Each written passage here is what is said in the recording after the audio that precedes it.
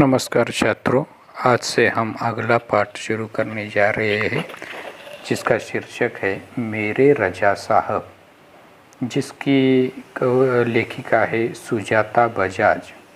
अब सुजाता बजाज एक प्रसिद्ध चित्रकार है और आजकल वह पेरिस में रहती है।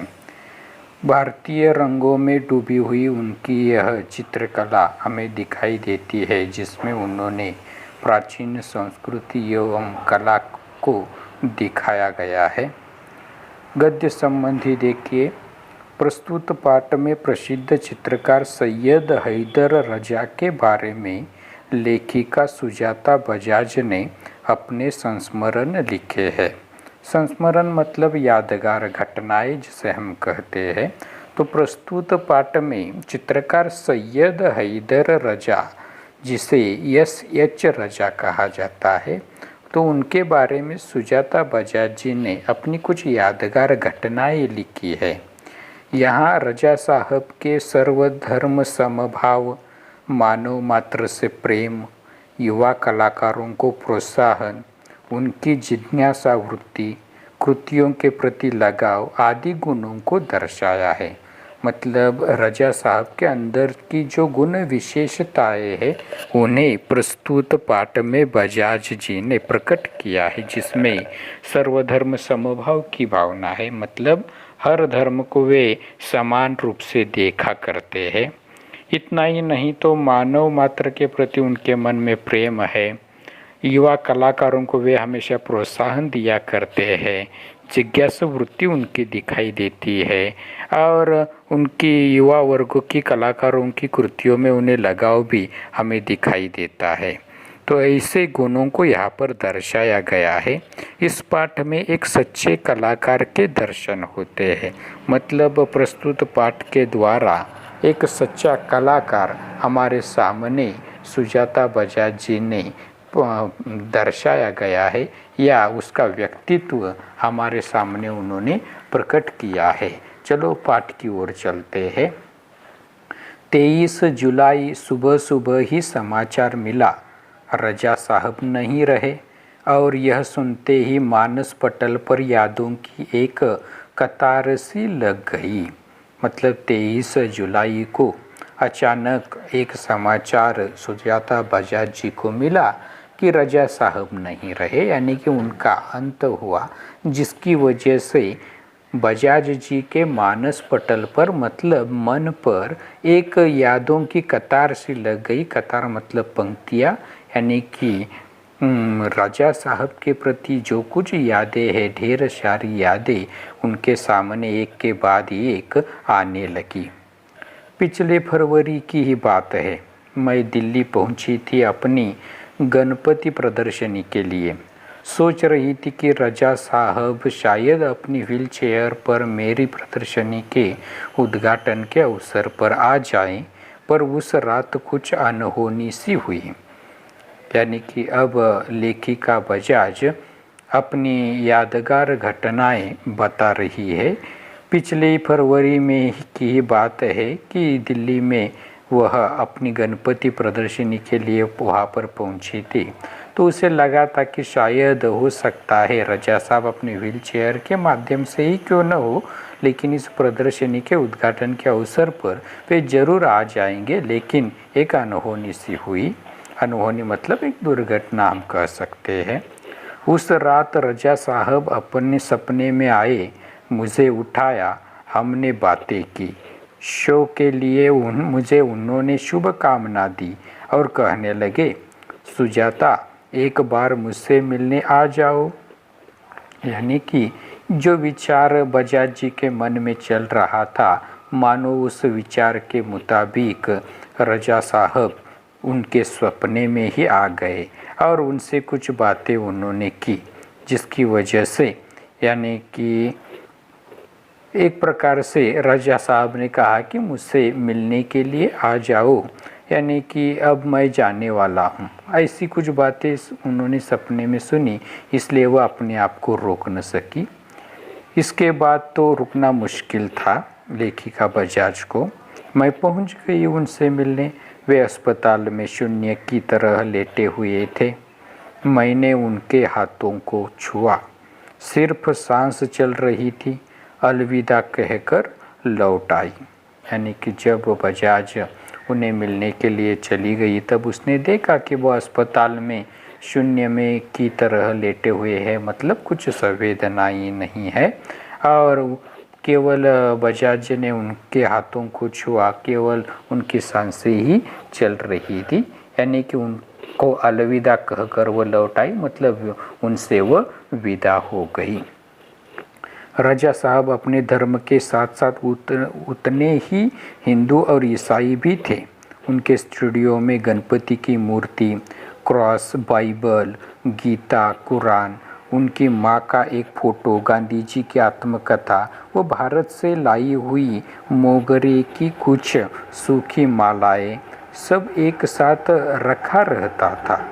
वे गणेश को भी पूजते थे और हर रविवार को सुबह चर्च भी जाते थे। यानी कि रजा साहब के गुणों में हमने पहले ही देखा है कि वे सर्वधर्म समभाव को मानते थे, किसी एक धर्म को वे मानते नहीं थे। इसलिए उन्होंने उनके स्टूडियो में ढेर सारी, यानी कि गणपति की मूर्ति है, क्रॉस मतलब ईसाई का जो होता है क्रॉस, उसे वो भी वहाँ पर दिखाई देता है, बाइबल धर्म ग्रंथ वहाँ पर है, या गीता है, कुरान है, ये सारा है वहाँ पर दिखाई दे रहा है, जिससे उनका यानी कि सर्वधर्म समभाव हमें दिखाई देता है। इतना ही नहीं तो वे गणेश को भी पूजते थे और हर रविवार को सुबह चर्च भी जाते थे। एक दिन जहांगीर आर्ट गैलरी में प्रदर्शनी देखते हुए किसी ने कहा, अरे यह तो एस.एच. रजा है। मैं एकदम सावधान हो गई क्योंकि मेरी सूची में उनका भी नाम था। यानी कि अचानक एक दिन लेखिका जहांगीर आर्ट गैलरी प्रदर्शनी में थी और ऐसे वक्त किसी की आवाज़ उनके कानों पर पड़ी कि अरे यह तो एस.एच. रजा साहब है। एस.एच. रजा मतलब सैयद हैदर रजा। तो एकदम लेखिका सावधान हो गई क्योंकि उनकी सूची में, मतलब उनके मन में उनका भी एक नाम था अच्छे चित्रकारों के रूप में। मैंने उनके पास जाकर कहा, रजा साहब आपसे बात करनी है। वे देखते ही रह गए। उन्होंने मुझे इंटरव्यू दिया, बहुत सारी बातें हुई। यानी कि लेखिका उनके पास चली गई और कहा कि रजा साहब जी मुझे तुमसे कुछ बातचीत करनी है।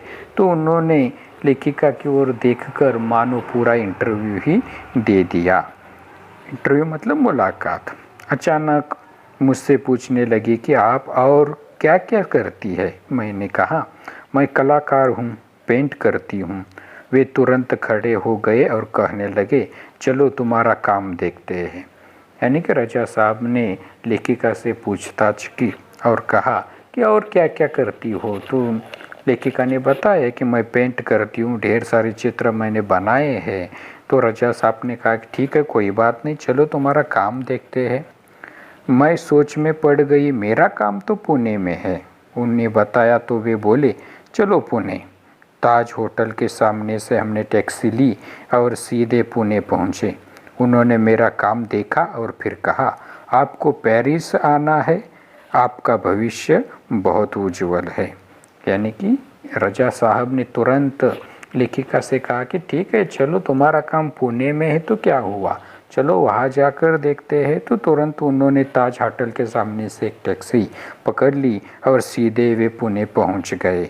वहाँ जब उन्होंने लेखिका की पेंटिंग्स देखी, उनका काम देखा, तो उन्होंने उसे कहा कि अरे तुम्हें तो पेरिस आना चाहिए क्योंकि तुम्हारा भविष्य बड़ा उज्जवल है। छोटी से छोटी बात भी उनके लिए महत्वपूर्ण हुआ करती थी। बड़ी तन्मयता और लगन के साथ करते थे सब कुछ। पेंटिंग बिकने के बाद पैकिंग में भी उनकी रुचि हुआ करती थी। यानी कि रजा साहब अपना काम खुद किया करते थे, बड़ी तन्मयता से, मतलब मग्न होकर काम किया करते थे। पेंटिंग बिकने के बाद भी पैकिंग में भी उनकी रुचि हुआ करती थी, यानी कि वे उसका पैकिंग खुद किया करते थे। कोई इस काम में मदद करना चाहता तो मना कर देते थे, किसी को हाथ नहीं लगाने देते थे। बड़े करीने से धैर्य के साथ वे पैकिंग करते, कहते थे लड़की ससुराल जा रही है उसे संभाल कर भेजना है। यानी कि अपने काम में वो किसी की मदद लेना पसंद नहीं करते थे। बड़े करीने से मतलब बड़े ठीक ढंग से वे काम करना उचित मानते थे या पसंद करते थे, और बड़े धैर्य के साथ वे पैकिंग करते थे, क्योंकि उनका मानना था जब कोई चित्र वे कहीं भेज देते थे तो उन्हें ऐसा लगता था मानो लड़की ससुराल जा रही है, तो जाहिर है उसे संभाल कर भेजना है। जब वे किसी को पत्र लिखते या कुछ और लिखते थे तो मत पूछिए, हर शब्द हर पंक्ति को नाप तौल कर लिखते थे। फूल उन्हें बहुत प्यारे लगते थे। यानी कि जब वे कोई पत्र लिखते थे तो हर शब्द वे बड़ी नाप तौल कर लिखा करते थे, और उन्हें फूल तो बहुत ही उन्हें प्यारे लगते थे। मुझे याद है 22 अक्टूबर 1988 को मैं लंदन से पेरिस के गार्दिनो स्टेशन पर ट्रेन से पहुंची थी। रजा साहब स्टेशन पर मेरा इंतज़ार कर रहे थे। ट्रेन लेट थी पर वे वही डटे रहे। मुझे मेरे हॉस्टल के कमरे में छोड़कर ही वे गए। यानी कि लेखिका को एक घटना याद आती है कि 22 अक्टूबर 1988 को जब लेखिका लंदन से पेरिस पहुंची तो वहाँ स्टेशन पर रजा साहब बड़ी देर तक उनका इंतज़ार करते रहे।